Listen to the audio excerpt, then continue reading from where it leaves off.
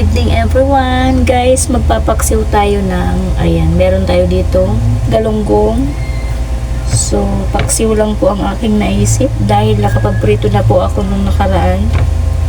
So, paksiwin na lang natin.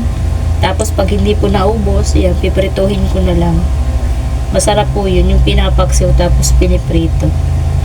Ayan, yung ating ricado, bawang, luya, sili, sibuyas. Lagyan natin ng paminta. Hirap pag-isip ng ulam. Lagyan natin ng seasoning. Tapos may natira pa ako guys, yung binuro kong kamyas. Ayan, marami pang sabaw. So tatanggalin ko po yung sabaw. So, kukunin ko lang yung laman kasi baka maalat siya dahil sa asin po ito binuro. Ayan.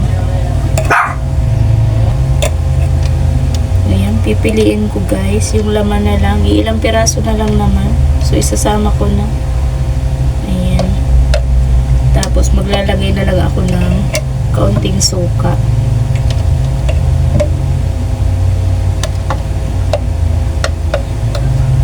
Matagal na po itong nakaburo.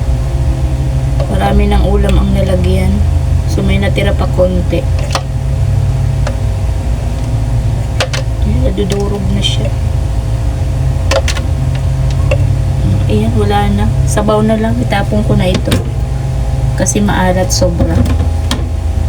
So ayan, lagyan natin ng kaunting suka. Dahil maasim naman na po yung kamyas. Ayan. Tapos, timplahan na natin ng kaunting asin.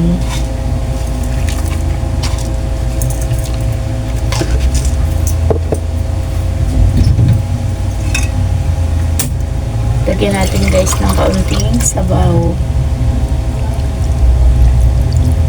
So, ayan. Okay na. So, takpan na natin guys at atin po siyang lulutuin na. Check na natin guys. Ayan.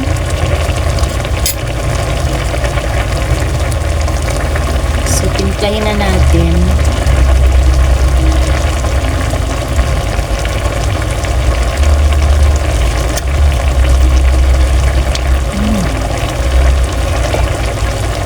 Sarap ng pagkaasin.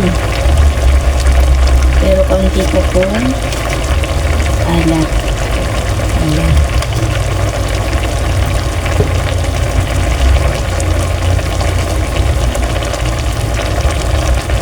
Lagyan natin ito.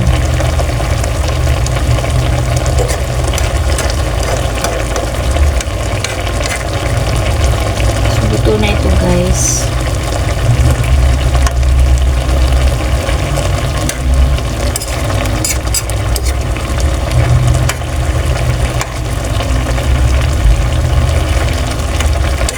Sarap po sana may mantika.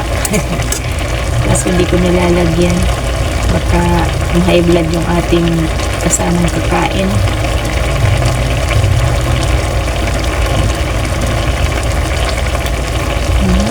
So, okay na. Sarap na. So, ayan. Luto na po yung ating simpleng ulam sa hapunan. Okay na siya. Maganda rin po yung may kaunting sabaw-sabaw. So, luto na guys. So, maraming salamat. Hanggang dito na lang po ulit. Maraming salamat po sa inyong lahat. Bye-bye po.